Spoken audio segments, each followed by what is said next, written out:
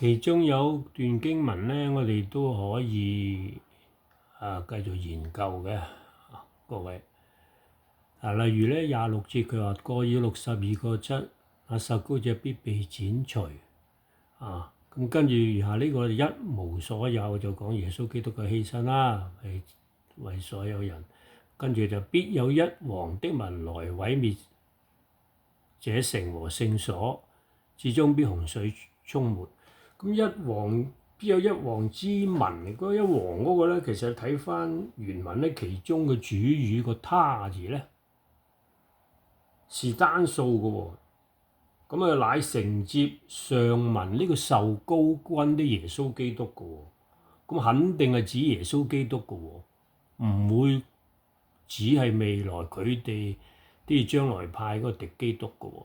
咁上文下理咧，受膏者係連接必有一王的民啊嘛，來啊嘛嚇。咁所以咧單數而不是指敵基督嘅喎，因為一王之主語呢個主語嚟㗎啦，一王係單數嚟嘅喎。咁如果你知道呢樣嘢咧，咁啊點會係講緊敵基督咧？一定係講緊提多，上文一定講緊受膏君啦。佢哋將呢段經文咧拉到下邊誤解一王咧，就係提多將軍。相反佢哋解咩咧？就解末後嘅敵基督嗰個王，咁咪差好遠咧咁樣嚇。咁受膏君啦咁個主語係民咧，是複數喎，是指羅馬軍隊喎。嗰個民咧，一王同埋民咧是複數喎，是咗羅馬軍隊喎。咁點解佢會哋解到係呢個敵基督？而且敵基督都唔知係邊個，都係估下喎。咁跟住咧，佢哋又緊接咧，於後咧個受膏君啦，特別祭祀公獻子咧，都曲解咗咧為敵基督喎。譬如話使祭祀公獻子息咧，佢哋係唔解耶穌基督嘅犧牲。又將佢呢個17之半17之內咧呢段經文咧，就本末後將呢個17之內同埋1之半咧，本末後嚟解喎，就唔解耶穌基督嘅犧牲啊，同埋堅定盟約同猶太人堅定盟約喎。耶穌基督喺十字架嘅犧牲咧，佢哋完全唔講咧，成了祭祀公獻子息嗰啲唔理。祭祀公獻子息咧，佢哋本末後先嚟講。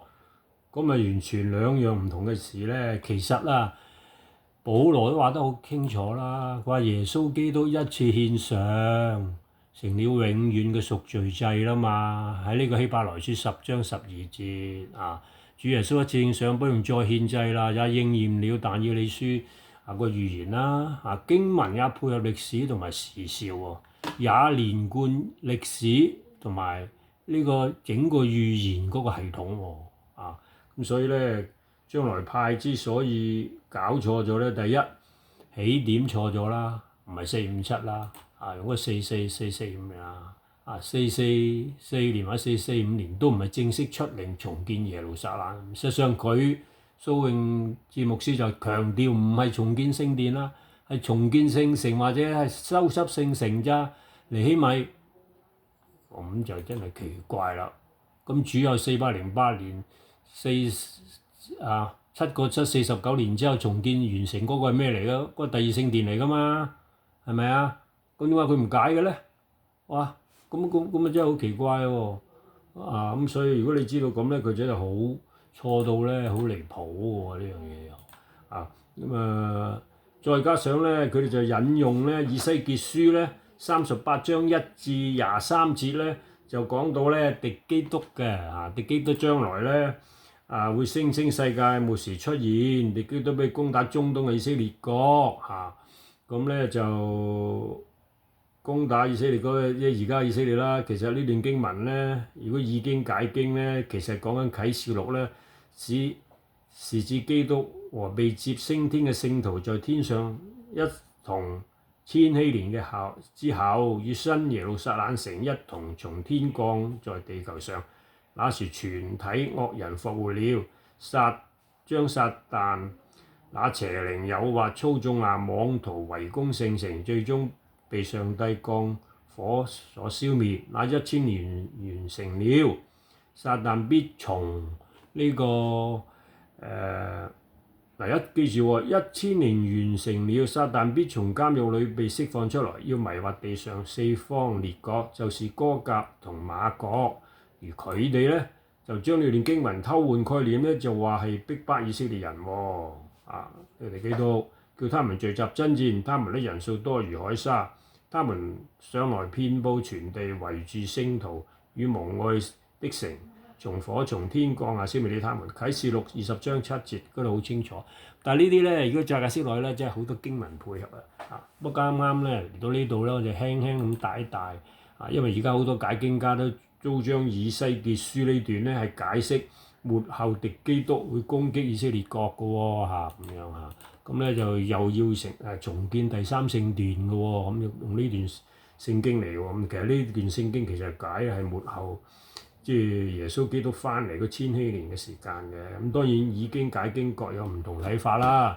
咁但係以時兆同埋再去配合嗰個聖經入邊嘅內容咧，咁再去大家去分析研究究竟邊個對準聖經啦。咁如果以呢個蘇榮智解呢個起點已經錯咗咧，將整個預言咧喺呢度耶穌基督被釘十字架停咗咧，畫一個距離或者一個 gap 咧。停咗喺度唔解咧，咁呢個好唔合乎聖經嘅原意同解釋，亦都配合唔到經文仲強調咧敵基督未出現喺歐盟國家度揾一個領袖，可能係敵基督假設其實歐盟20幾個國家都各懷鬼胎，各自為政。你睇佢而家歐洲發生烏克蘭呢個戰爭，就知道佢冇能力啦，係咪？